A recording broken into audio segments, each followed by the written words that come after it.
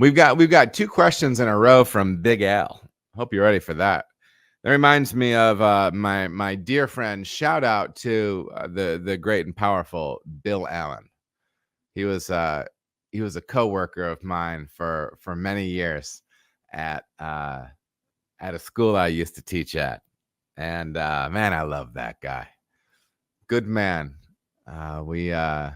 We had a lot of fun times and a lot of difficult times at that school. There's a lot of people I missed from back there. So, anyways, it got me. I used to call him Big Al occasionally. So, anyways, guy, I was getting memory lane on podcast time. My apologies. So, Big Al on YouTube says, "Hey Adam, how do you check the pH of the water when you are rinsing your heat-X?"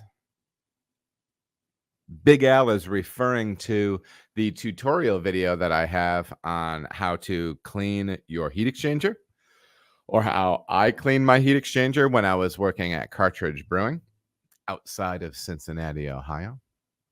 Now the great Josh, big rig Josh, Big Josh Halpert is over there doing it.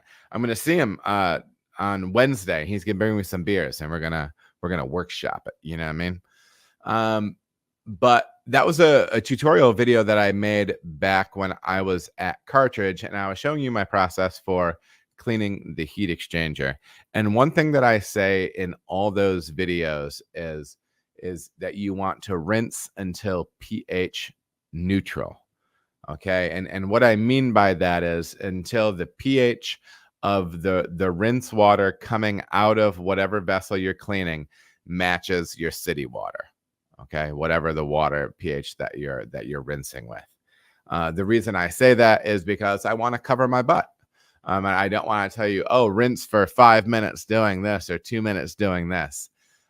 So what you can do is, and I would recommend, so like say you're rinsing something like a heat exchanger, and so you're using the same water source to flush it. Okay, so that means that you would have the same volume of water going through it. All right. So you have that volume of water going through it. I would do that for 1 minute, shut that water source off, and harvest a little bit of water that's coming out of there, and get your pH meter in there and see if it still has evidence of either being acidic or basic based on whatever it is chemical that you're rinsing out, whether it's your caustic or your acid. Run it for another minute, test that water. And so that way it would be something that you'll have to periodically check, but you can come up with a rule of thumb for rinsing, right? And it's probably a good thing to be doing. Have a standardized water source that you're going to be rinsing something with. So whether it's your hot liquor tank, whether it's your city water supply, something like that. Have all inputs be constant on that side. And then time that rinse, because you don't want to be wasting time. You don't want to be wasting water, but you definitely want to get that chemical out of the equipment that you are cleaning. So, yeah, that's my take on it, Big Al. Appreciate the question, brother. All right, everybody, thank you so much for watching. If you feel as if you got any value out of the video, please like and subscribe. There are also other videos that you can watch. They're going to maybe be over here or over here. Appreciate you watching.